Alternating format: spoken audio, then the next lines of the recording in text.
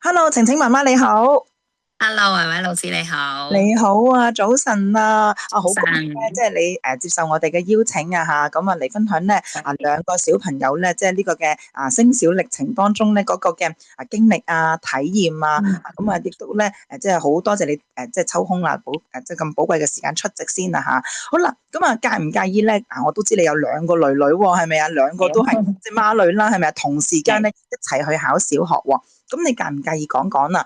兩個女女咧，即係最終你哋嘅即係嘅選擇係邊間咧？嗱，我都知道有即係唔少嘅 offer 喺手，但係你哋最終嘅選擇係邊間咧？阿家姐我哋揀咗港童，咁阿嗯。妹咧我哋就揀咗黃錦輝。明白嘅，係啊，咁啊都兩間唔錯，亦都係即係我自己都覺得咧，好適合即係兩個女女嘅間學校啦嚇，非常之好嘅一個選擇嚟嘅。咁啊，你介唔介意講講啦？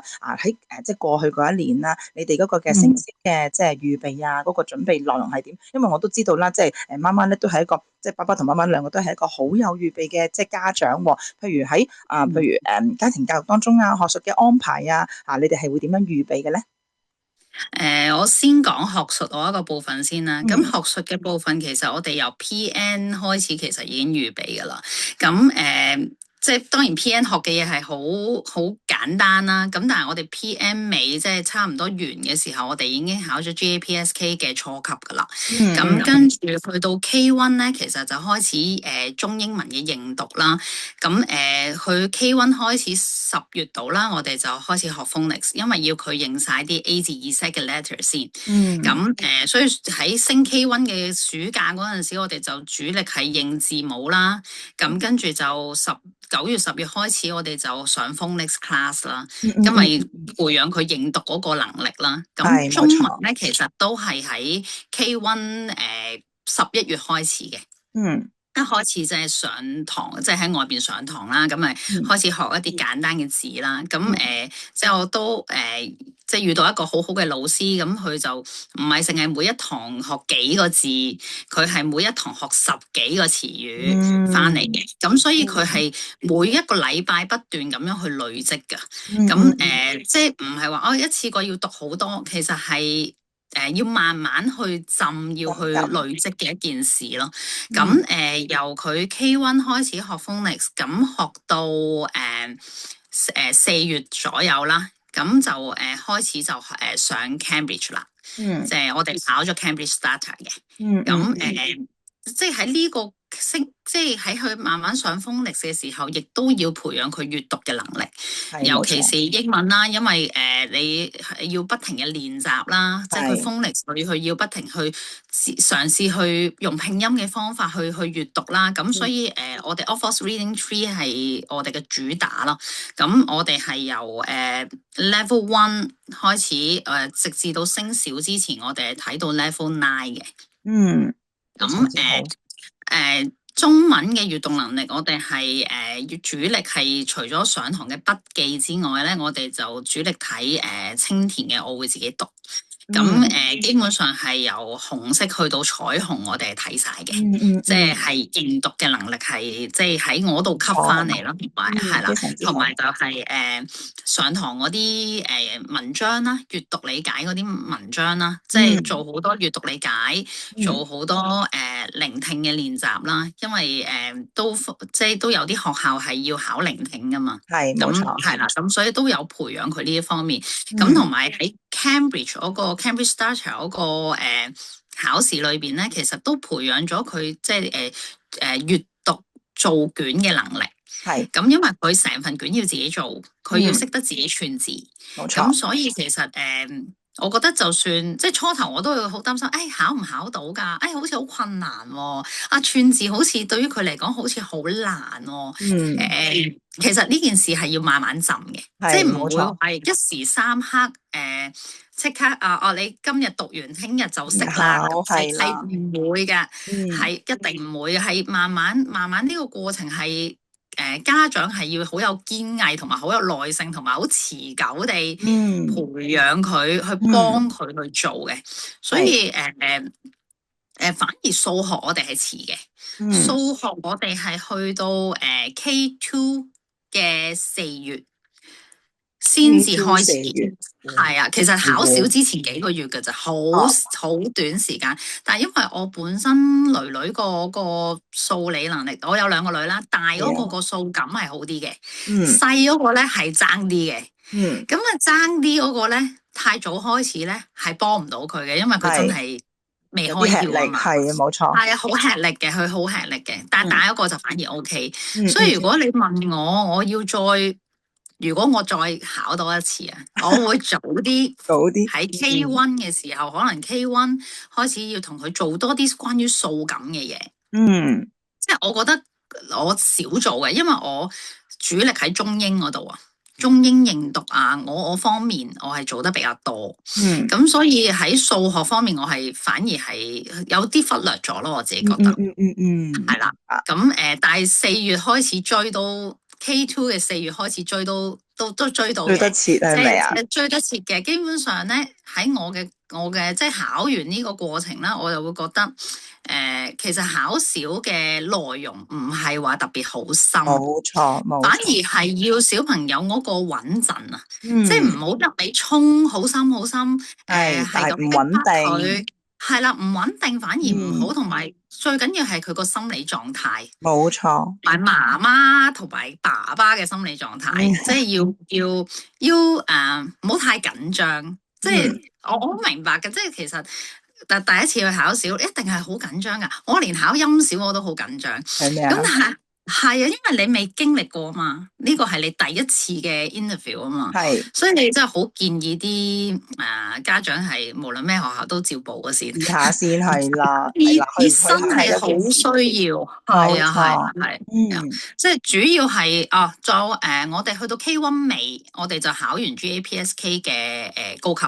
即係我喺 KPN 尾到 K1 呢段時間，我就考晒呢3級噶啦。咁即係我就將啲時間就喺 K2 嘅時候，主力都係中英數，我就將嗰個普通話提前咗，咁我就唔使再喺 K2 咁緊張，得翻幾個月，即係個壓力好大啊。即係身邊嘅家長又會話：我而家小朋友去到咩程度啦？我做到啲咩啦？咁樣咁。好緊張嘅，成個 K2 都好緊張，因為 K2 你除咗正常嘅，即係你照去緊個中英嘅閱讀嗰啲內容之外，你 K2 仲要加插咗個面試班。係啊，仲有講故事咧，即係講嘢嘅，即係我女女講嘢唔係特別叻嘅。即係譬如講故事嗰啲，我又唔覺得佢特別好啦。咁但係要時間浸咯，所有嘢都係要時間去練習去 practice。但係喺呢個過程咧，當然都會有好氣餒啊！點解做極都做唔到啊？點解仲未得啊？我個人好心急啊！咁但係即係過咗之後，我就回想翻其實佢進步好多㗎喎，即係由佢 K2 開始上第一堂嘅面試班，到好啦，到暑假啦，真係9月開始就 interview 啦嘛，K3 嘅9月，咁到暑假其實佢個轉變好大啊！無論係性格啊，或者講嘢啊，其實要慢慢 train 咯，同埋又要練下佢啲對答啦。因為我女女比較2個女女都係相對比較怕醜嘅，即係去面對陌生人。佢面對熟嘅人咧，佢就冇問題嘅，係咪啊？但係佢面對陌生人咧，佢自己都好緊張。咁所以咧，要 prep 定佢嗰啲題目啦，即係為咗老師個筆記係有好多條嗰啲問答題，即係唔一定係升小個面試唔一定係問中嗰啲嘅，但係都非不願意噶啦，我覺得，即係都係大約都係我個類型嘅問題。咁你同佢練習過，或者佢大概知道個方向要答乜嘢，就好過佢去到臨場嘅時候就啞咗咯。即係呢個係要練習嘅，係咁樣。咁所以即係呢段過程就係主要做呢啲啦。即係如果學術方面，其實都幾忙嘅。即係你即係日頭朝頭早返學，佢下晝你諗下佢得5日。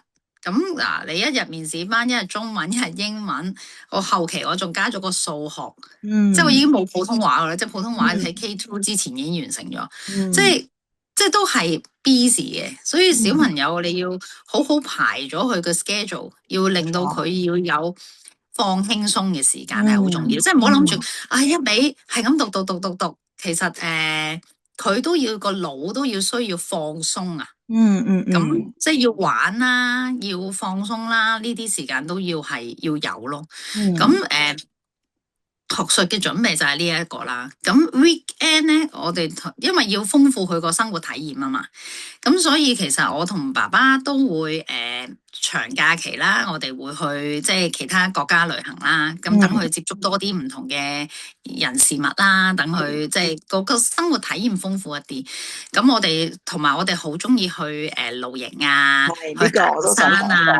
即係呢啲係本身我哋個 family 係喜愛嘅活動嚟嘅，咁所以我哋又會帶佢去做啦，會去玩踩單車啊，即係接觸下大自然。即係我覺得係要放輕鬆咯。咁當然我哋都會有嗰啲小朋友主力中意嘅 playhouse，咁我哋都會有嘅。咁但係即係我哋就會多啲戶外嘅啦，譬如我哋去下農莊啊，即係唔好淨係喺本書嗰度睇種薯仔係點樣啊，我哋出去試下種啦，咁樣即係等佢喺嗰個生活體驗唔係淨係 from 嗰個書本上面嘅，係啦，即係佢要有，同埋咧，你唔好以為咧，你同佢做過一次咧，佢會真係記得，或者佢真係會講到出嚟喎。你其實咧，你係要不停咁 remind 佢喎，即係或者你可能黐啲相出嚟啊，我哋咧就做過呢啲啦，即係等佢要有個。要 refresh 佢個 memory， 因為小朋友就係咁得意嘅。你琴日同佢去過邊度，你今日問佢，佢都可以記得㗎。即係唔好諗住佢好似大人咁，佢可以我話俾老師聽，我哋就幾時又去過露營，幾時又去過行山，佢講唔出㗎。你係要不停咁樣 remind 佢。冇錯，有做過呢啲嘢，咁呢啲咪就係時間咯，即係。你唔係成日同佢睇書喎，你仲要同佢傾偈喎，你不停傾偈，要等佢記得，唔係淨係記得我啲日常生活啦，淨係同埋你都要講下俾老師聽，你平時最興問㗎啦，你平時同屋企人去邊啊？你最中意睇咩書啊？嗱，做啲乜嘢啊？平時係啦，佢可能佢成日都睇書，但係你突然間問佢你中意睇咩書，佢答唔到你㗎。係啦，冇錯啦。咁所以咧，你又要同佢，即係呢一題係好多間學校都問㗎，即係我想講。但係你就要同佢可能要 prep 定，可能揀真係俾佢喺書架嗰度揀兩本佢中意嘅書。又得閒又 remind 佢，喂，你呢本書好得意喎！講啲咩啊？同埋有一樣嘢咧，我覺得要提一提嘅咧，就係喺小朋友睇書嘅時候咧，你真係家長係要篩選下嗰本書嘅內容。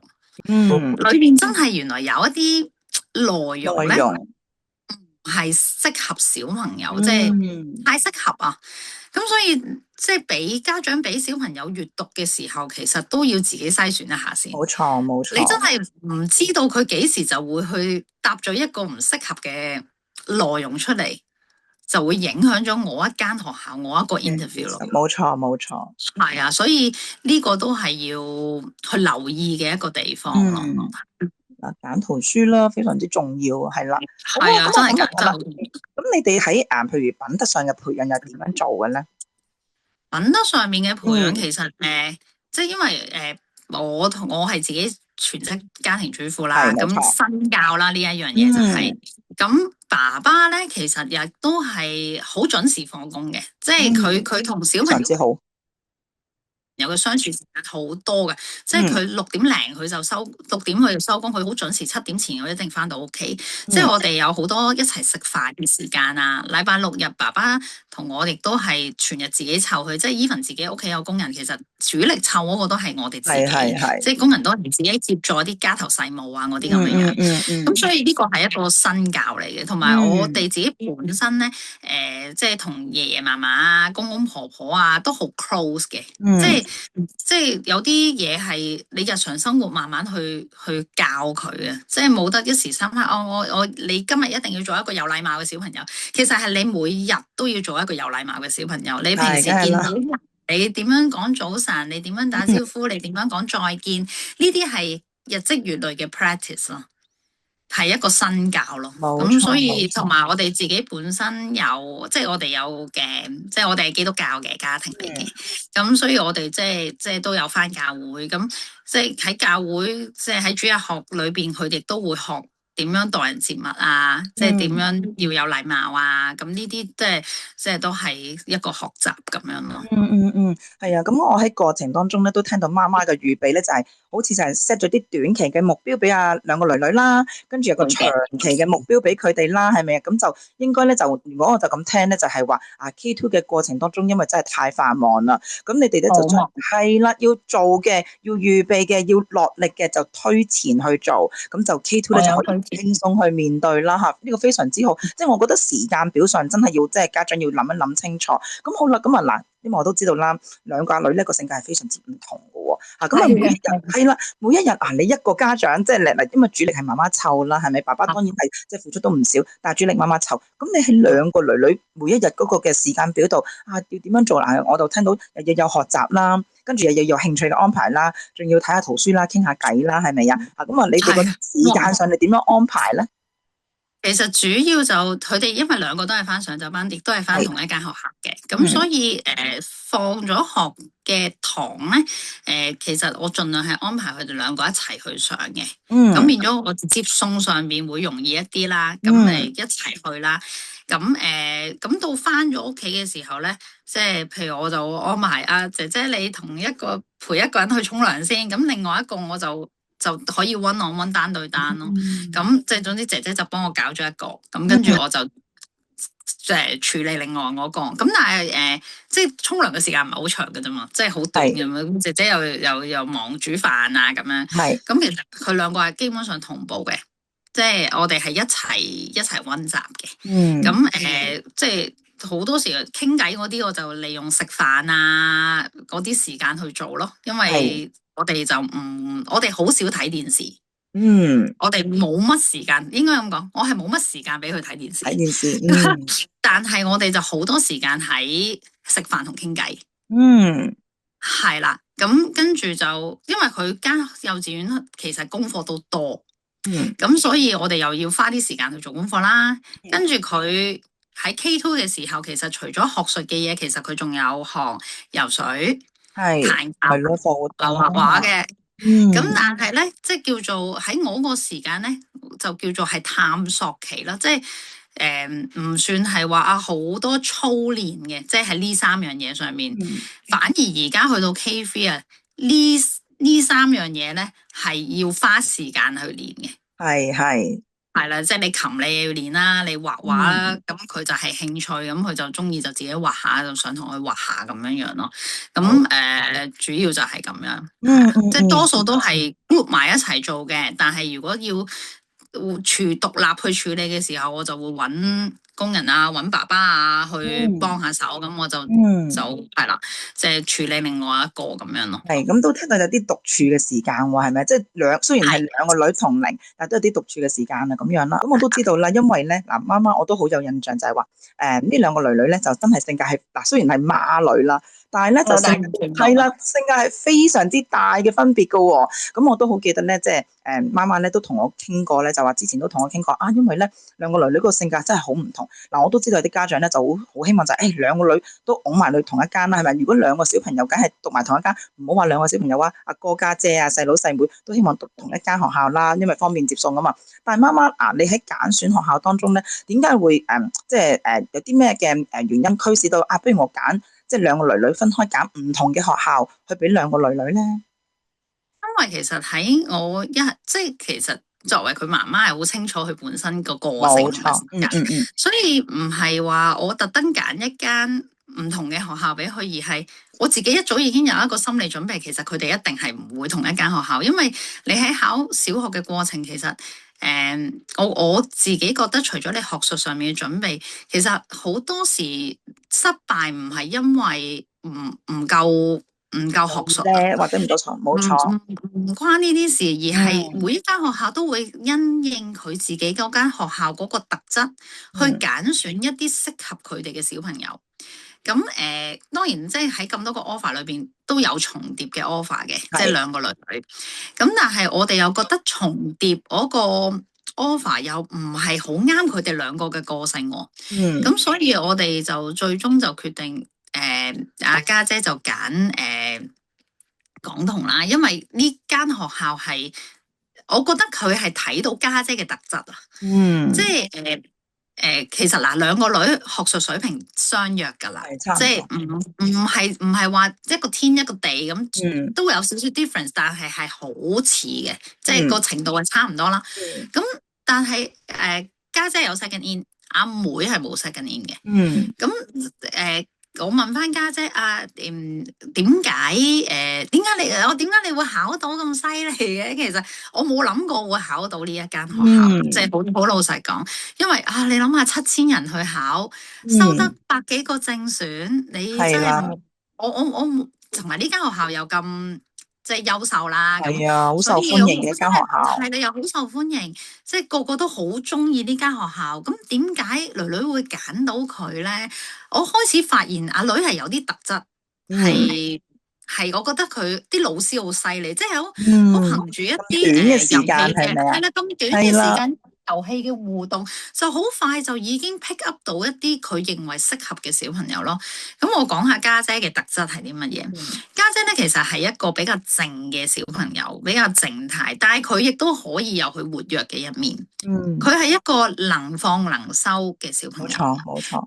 佢個專注度好高。佢專注能力好高，佢亦都好容易，即係尤其是而家 K3 咧，開始你就會慢慢睇到佢上堂一定係好專心，因為佢翻到屋企佢係能夠自己完成晒啲功課，即係佢有聽老師嘅教導，佢知道要點樣做，縱使有啲字佢唔識寫，但係佢有努力去嘗試。係啦，咁所以同埋佢呢間學校咧，亦都即係有啲遊戲嘅，即係有啲即係遊戲比較多，應該咁講，遊戲嘅成分好重，尤其是去到 second year，即係呢啲係冇得預備嘅，即係你小朋友行到入去，佢有身邊有其他考生，佢點樣去同其他考生嘅合作？個互動去即係發揮出嚟咧，呢個係佢本身嘅性格嚟嘅，即係好難話我同佢玩多10次某一個遊戲啦。其實遊戲唔係重點啊，其實嗰個玩乜嘢都唔係重點，而係個老師就係憑住嗰個遊戲嘅過程，真係去睇嗰個小朋友嘅性格咯。咁佢係一個咁樣類型嘅小朋友咯，所以同埋阿家姐好思考型，我覺得，即係家姐係個思考型嘅小朋友，係啦，冇錯。佢個邏輯思考係多嘅，即係佢好容易就諗多幾步。有時我同佢傾偈就話：點解你會咁講㗎？咁樣佢話咁，即係佢將中間嗰啲 step 再話翻俾你聽。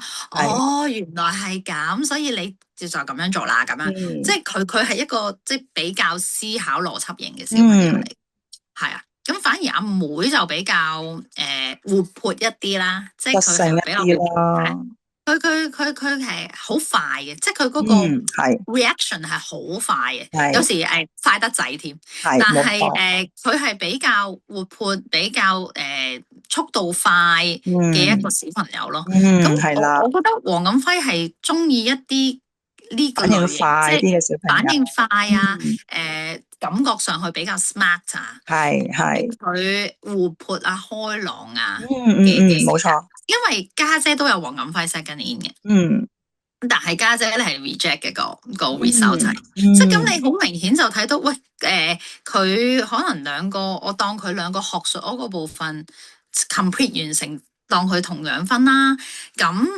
去到家長面見，因為我去見黃錦輝家長面見嘅時候，其實係我見一次嘅咋，我見一次就已經個分係俾晒兩個女啦嘛。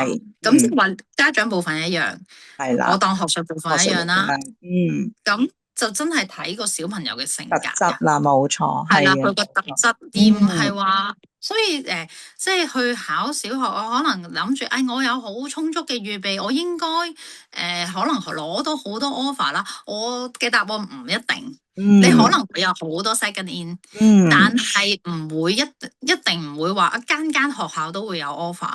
所以自己個心理調節由開頭嘅時候都要自己話俾自己聽啊，其實唔會係。真係會間間學校都會派到 offer 俾你，有 waiting 已經好好噶啦，即係你有得 wait 啫嘛，係咪先？即係唔係 reject 啦。咁即係就算 even 可能兩個女都考到一啲叫做比較多人揀嘅學校，佢一樣都會收 reject 嘅喎。即係佢唔會話我完全100%，佢有呢個能力，佢已經去到間間學校都會收佢啦。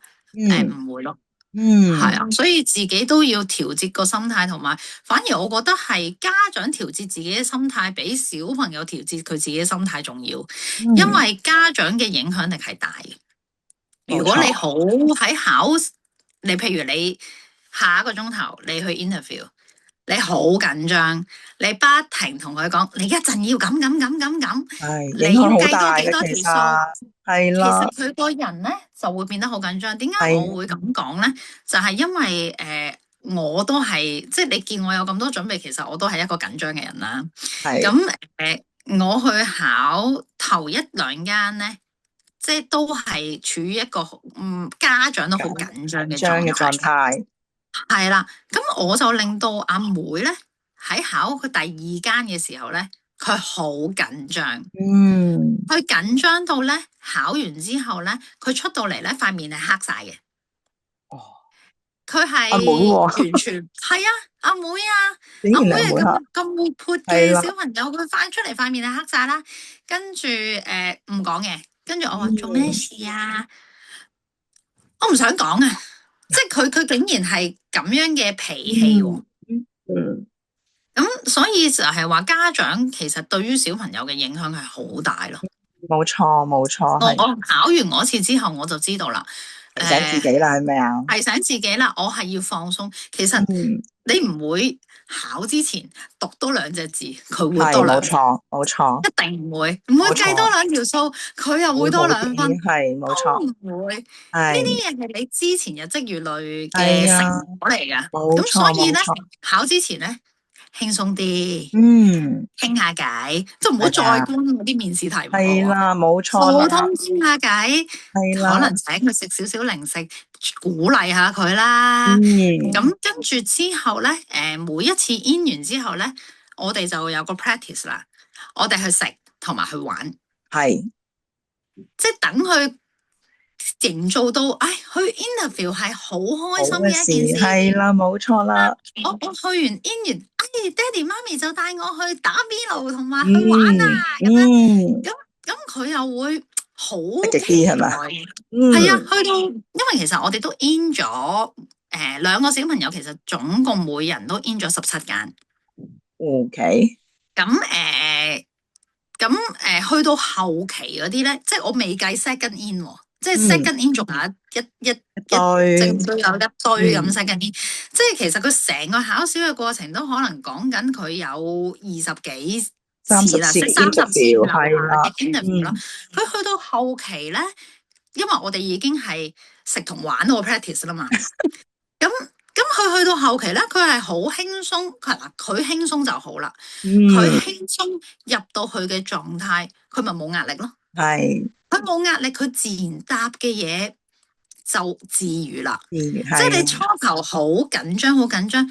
哎呀，好驚啊！哎呀，我唔想講嘅，即係我啲咁樣嘅狀態啦。咁但係去到後邊，佢會話俾你聽，我頭先同老師傾偈啊。我仲話俾老師聽，阿家姐都嚟緊有 second in 啊，呢間學校，即係咁樣嘅狀態。咁即係佢好 relax 咯，佢 willing 話俾老師聽更加多嘅嘢。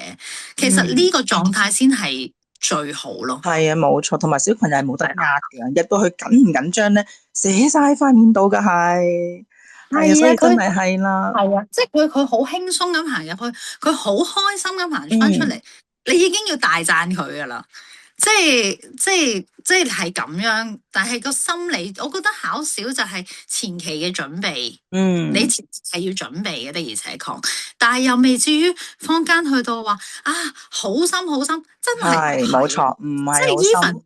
even 我去到 Office Range 我讀到 Level 9啦。其實你問翻我轉頭，我覺得去到 Level 5都夠噶啦。係啊，但係講咧，啲家長會好疑惑，係咪真㗎？真係 Level 5搞得掂係啦，係啊，冇錯。其實佢有基本嘅閱讀能力就已經足夠，即係去到考試嘅時候，你就會發現，咦？呢間又考咁淺嘅，咁佢點樣揀人㗎？呢間又咁淺嘅，咁究竟佢考啲乜嘢人啊？咁即係你會咁樣感覺得咯。咁所以咧，即係如果你問我高 back 翻，我覺得去到 level 5就夠啦。你再可能鬆手啲，你咪去到 level 6，即係唔使再逼佢上。係啊，又唔知幾多千字咁樣，係咯。你嗱，可能你而家去到 K3，你考完你就要啦，因為你要銜接小一啊嘛，咁冇錯啦，冇錯啦，要去做呢件事啦。但係你唔使谷佢喺考試之前就嗰段時間，冇錯，唔需要啊，的而且確，你真係去到 level 5，佢我覺得 Cambridge 嗰個試係好嘅，即係我記得我好開頭好 struggle 嘅時候，我都有問過維維老師你。考唔考好啊？好似好多時間要去做呢件事喎。啊。但係我覺得如果應該咁講，考唔到攞唔到15盾咧，都唔係重點。係啦，冇錯。因為學校唔係睇你有乜嘢術，多個盾，冇錯。唔係完全唔睇嘅，即係喺我嘅角度，其實反而係睇你嗰個。嗰個表現多過你表現咯，冇錯。啊，你有 GAPSK， 有去到高級啊，你好犀利喎，唔睇喎，其實。即係，但係你就當幫佢準備咗個普通話咯，因為入面某一兩間學校都有考普通話嘅。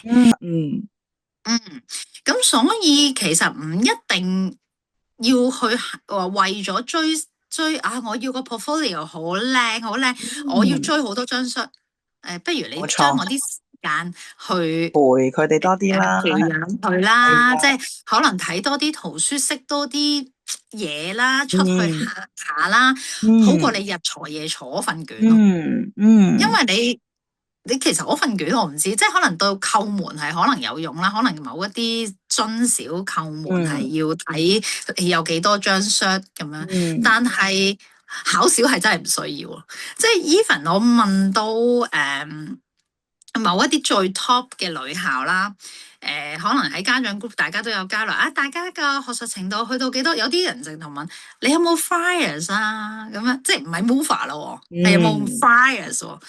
原來有好多小朋友都係乜都冇考過，starter 都冇，係啦，乜 shot 都冇，即係有啲小朋友可能我要花好多時間去考好多數學比賽。咁當然，如果我個小朋友有我方面嘅天賦，你透過我啲數學比賽，其實能夠栽培到佢嘅數學能力係一件事啦。但係真心想講，呢啲 shot 唔會幫到你考到任何一間小學。其實我自己個人認為係小朋友嗰個狀態，佢嗰個心理質素，佢發唔發揮到，其實呢啲先係最緊要，緊要過你揸10張 shot。即係呢個係我考完之後嘅體會咯。咁當然啦，你未考，你就會，我又要考下呢張，我又要考下嗰張咁。但係就係真心唔使咯。嗱，我自己覺得咧，即係考呢啲 shot 咧，可能就係好大嘅程度就係話啊，小朋友咧可能有具備某方面嘅能力。即係可能有個認證，有個能力咁即係可能家長就自己揀下考唔考啦。咁但係當然好似阿媽媽所講啦，當然就一定係睇當日表現啦。同埋咧考呢啲 shot 咧，我覺得係小朋友可能喺某方面咧已經具備咗㗎啦。我見過大場面啦，即係見過某啲考核亦都係即係 set 咗個短期嘅目標俾自己我會接受到某啲嘅挑戰嘅我自己個人就係咁樣睇咁，所以咧即係都明白有啲家長都會好緊張到底我要考到咩 level？ 我自己覺得如果喺學術當中想小學唔好硬着陸咧，我哋有聽講讀寫嘅能力具備係非常之好嘅。但係你話我唔考得唔得咧？咁固之然梗係得啦，係咪？即係唔係話好大影響啊？即係有冇 offer 都唔係因為你有冇某啲嘅認證而去俾 offer 嘅嚇，呢個都係。不過就考完就係你裝備咗佢嗰個能力，仲要過嗰個成績啦。係啦，冇錯啦。Cambridge 佢有聽書讀寫嘅能力4樣嘢齊晒啦。就算佢考唔到15盾，都唔需要太過氣餒或者太過傷心，或者唔係代表一切。不如再去考多次啦。我覺得唔需要。你裝備咗佢有呢個能力，其實係嗰個能力係比。其實我嘅目標係等佢上小一唔好太辛苦，而唔係我想裝備到佢去到天花板去冇錯，去考小學，即係嗰個方向啊，嗰個理念應該係順住佢嘅步伐能力去，冇錯，能力去栽培佢，而唔係話佢。即係我想佢 K1 已經考到啦，基本上冇可能嘅咩？因為佢啱啱先至學 phonics，啱啱先去睇，你邊有可能叫佢串到字咧？有啲嘢係要適齡咯。係啊，家長又攰，小朋友又攰，係咪啊？你提前得太早咧，係大家都好辛苦，同埋你用嘅時間會多好多。係冇錯。即係譬如你將呢件事擺咗喺 K1 嚟做咯，一係就係咪啊？可能拖長少少嚟做，係啊，你會嘥咗好多錢啦，嘥咗好多時間啦。呢個先係時間，先係最重要。你係會用多咗好多時間先會做到同一件事。可能你 K2，即係我哋都有啲同學仔K2 先追上嚟嘅。其實佢用嘅時間咪短啲咯，短啲，因為佢已經明白多啲啦。係啦，佢已經有呢個頭腦啦嘛。即呢個真係你個年齡嘅問題，而唔係你準備得足唔足咯。咁你個可以1歲去叫佢串字啦，咁串唔串到先得㗎？串唔到係咪啊？係啦，就係咁樣。明白。我諗嘅過程當中咧，頭先都聽到媽媽所講啦。咁兩個女咧，即係有 offer 就固之然好開心啦。咁如果收到啲waiting reject 嘅時候，咁你又點？即係有啲咩方法幫兩個女舒緩舒壓翻啊？或者你同爸爸會點樣做咧？應該我哋喺即係考試嘅過程，你會不斷收到 offer，reject waiting 係有嘅。但係咧，係家長自己調節咗自己心態先。冇錯，你收到你唔使咁快話俾佢聽，你自己消化先。冇錯。你自己消化完，呢間waiting，咁但係你就覺得咁都唔緊要嘅，咪我哋再嘗試咯。你可以選擇唔使咁快話俾佢聽。你可以，如果佢真係佢仲考緊噶嘛，我個時間。係啊。你咁快話俾佢聽，佢有 reject 有 waiting 可能個小朋友都接受唔到。你可以選擇話俾佢聽，等緊消息未知喎。咁你有 offer 嗰啲，你咪鼓勵佢咯。哇！呢間你得咗啦，真係好啦。咁同埋咧，我覺得要同埋有一樣嘢咧，我覺得都好重要嘅咧，就係唔好 aim 我一定要入某小學。冇錯，千祈唔好。係啦，你一同佢講咗，你話你一定要入某小學，佢有機會其他去同你。係啦，就好似係啦，冇錯啦，我哋都好經常見到呢啲嘅情況。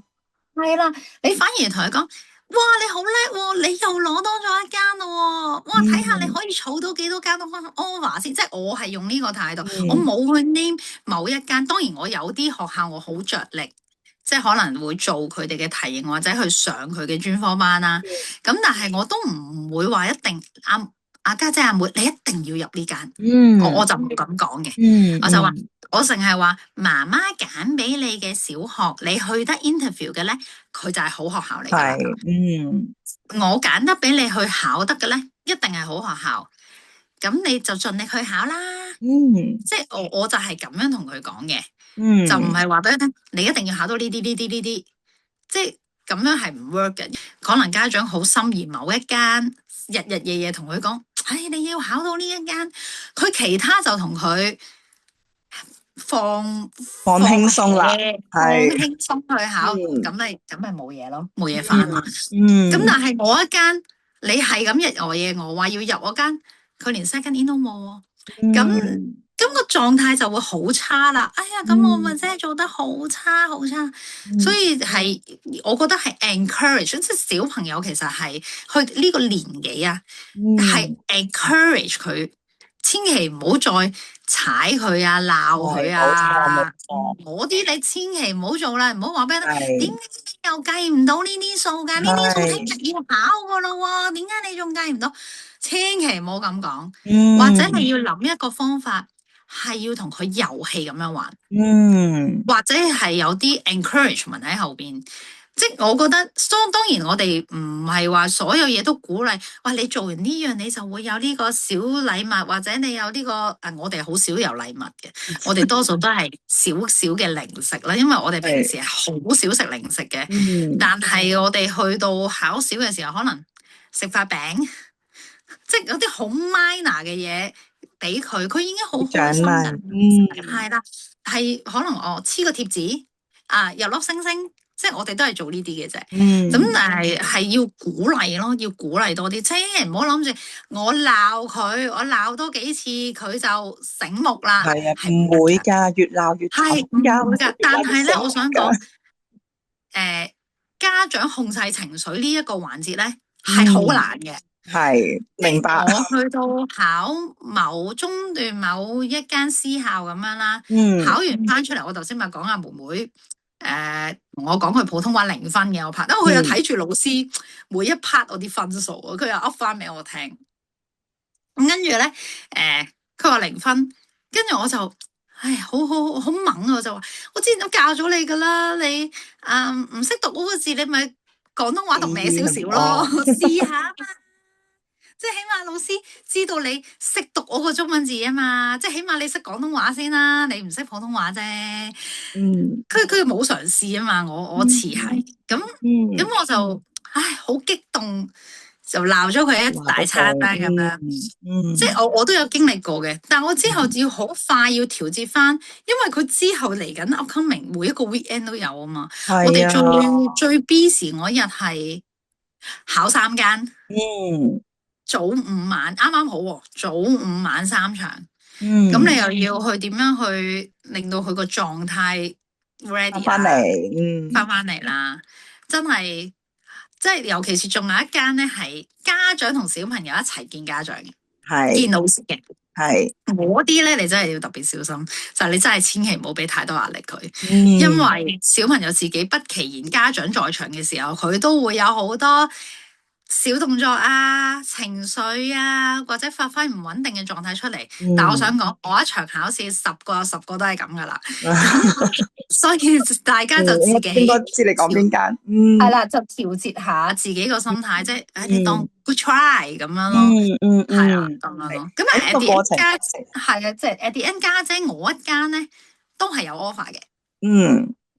但係即係雖然可能你會覺得，佢平時表現唔係咁噶喎，因為10個小朋友10個都打折啊嘛，咁大家一齊打折嘅時候就 OK 噶啦。唔係我自己覺得咧，就係話喺呢個過程當中咧，即係如果係家長有啲情緒啊、有啲脾氣啊，喺呢段時間你發咗出嚟喺小朋友面前展現到咧，咁你之後要用更加大嘅力度咧去挽救呢件事，係啦，所以咧真係家長咧呢個情緒就真係要控制一下，其實嚇，我哋自己或者自己黏埋房咯，係啦，冇錯啦，我哋自己班上面咧都係即係以鼓勵嘅多啦，因為小朋友即係你今日鼓勵，可能佢都仲未做到，但係你即係日積月累鼓勵底下咧，其實佢點都會阿老師都咁鼓勵我啦，媽媽都咁鼓勵我啦，我又落啲力啦咁樣嚇，咁即係我覺得小朋友係會咁樣嘅情況去學習嘅。係啊，尤其是上位老師嚟嘅堂真係，因為你好 encourage 啊嘛，所以咧兩個女女咧上你嘅堂咧係完全唔抗拒啦，同埋係好開心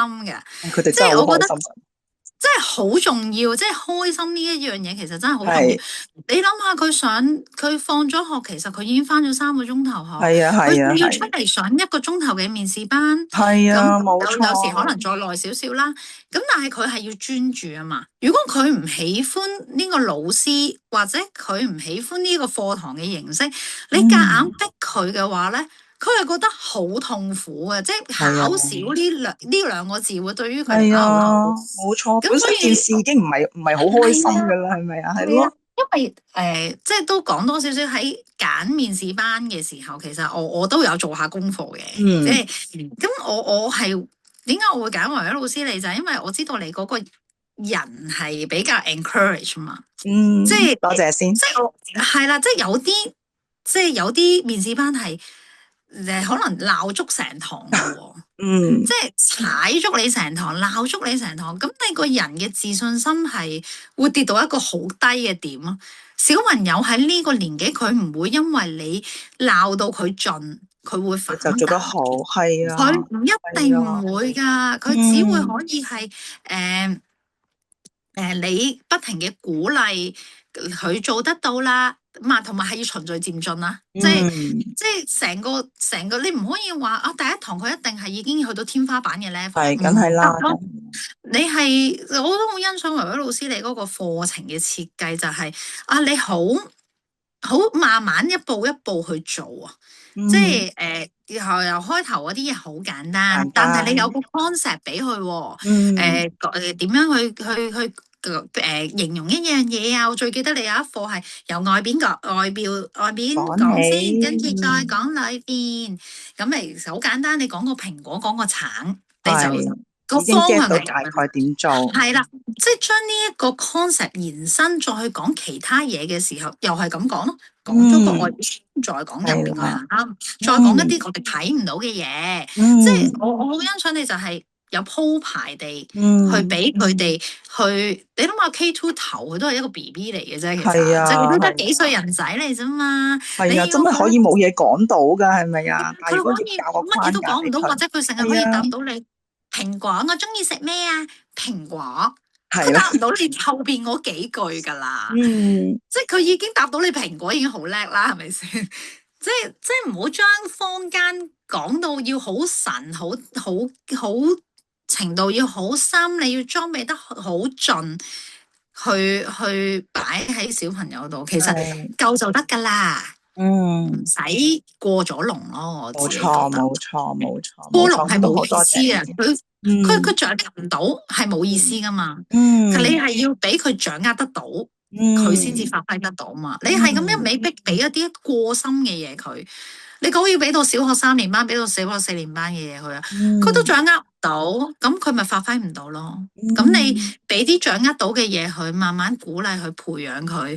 其實佢上到維維老師後期，其實我覺得佢進步好大，因為譬如即係你樣樣都有啦，即係你個課程裏邊，你中英數你有，你講故事都有。其實我冇特登出去上故事班。係啦，咁即係故事班。可能都係我喺你度，你因為你每個堂有個錄音啊嘛，你會講點樣講啊嘛，咁你會講點樣講，咁我翻嚟咪就係練咯，其實係 practice make perfect 即係一件事咯。咁當然你又要個小朋友肯坐低同你練啊，呢個先係重點啊，即係冇錯，你識唔識啊嘛，佢肯唔肯啊嘛，冇錯。咁所以你同個小朋友之間嘅關係又唔可以太繃緊啦，係冇錯。你唔可以太拉扯得太緊要啦，你要用多啲係唔同嘅方法，或者你令到嗰件事係覺得有趣咯，起碼係啊。係啊，非常之好啊！咁啊，即係我要問嘅問題都已經俾你即係自己自覺媽媽都講咗啦，係咪？即係都感受到即係呢個升小嘅路上面咧，媽媽都同爸爸大家都即係合作得好好啊吓！即係我諗爸爸嘅付出啦，或者媽媽嗰個嘅即係安排啊，你哋嘅培養啊，都非常之好啊！我仲想問下啦，咁啊嗱嚟緊啦，咁即係都已經叫做放輕鬆咗啦，咁以你一個過來人嘅身份咁有乜嘢可以即係有冇啲內容可以寄語下我哋來年或者即係之後準備考直資私小嘅家長咧？仲有一樣嘢我想補充嘅就係喺 second in 嘅時候，好多時都要面見家長嘅。咁除咗某一間學校係同小朋友一齊見之外咧，其他大部分咧都係家長獨立見嘅。咁我同爸爸點樣準備咧？就係即係考之前，即係譬如我知道今個禮拜6要考呢一間啦。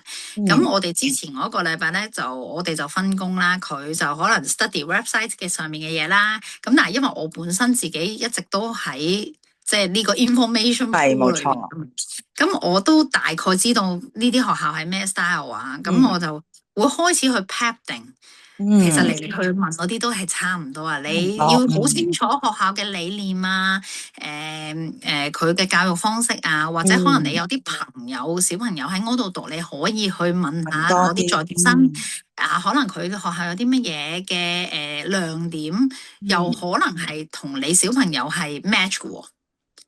咁你就準備下呢一啲嘅內容，到你去 interview 嘅時候，其實都離不開都係呢啲問題㗎啦。你平時係好多時都問下你平時同 weekend 同小朋友去邊啊？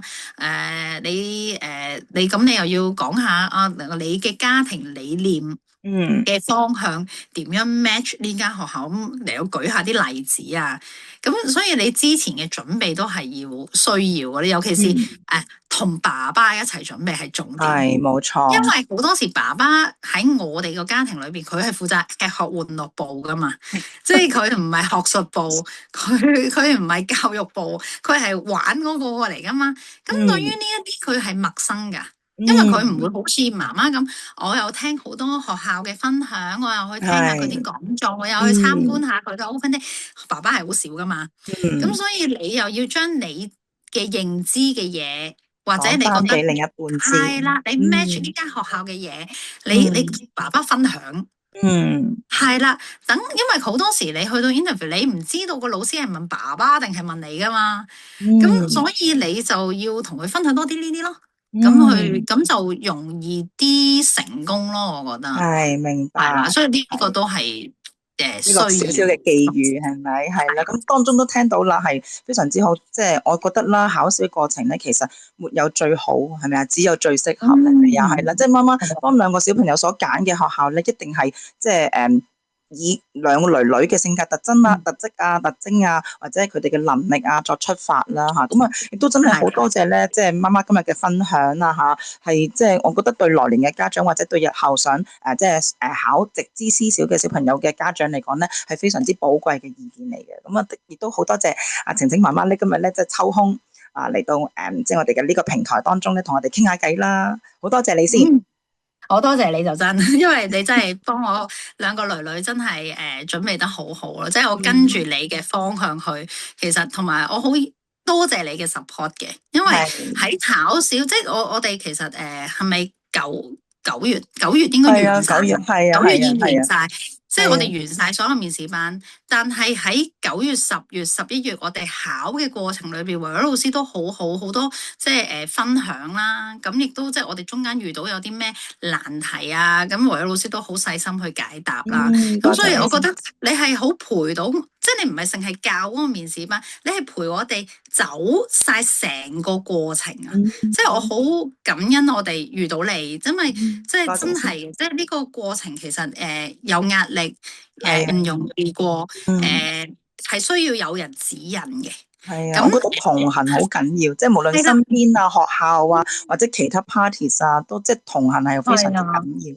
同埋即係你係幫我哋去到最後，即係我哋打緊仗嘅時候，你係會有不停有唔同嘅 information 可以俾到我哋啦。咁我就係用咗你嗰啲 information，咁跟住我再去 prepare 咯。即係我 prepare 我自己啊，即係個女要 prepare 完啊嘛，咁我就要 prepare 我自己啦。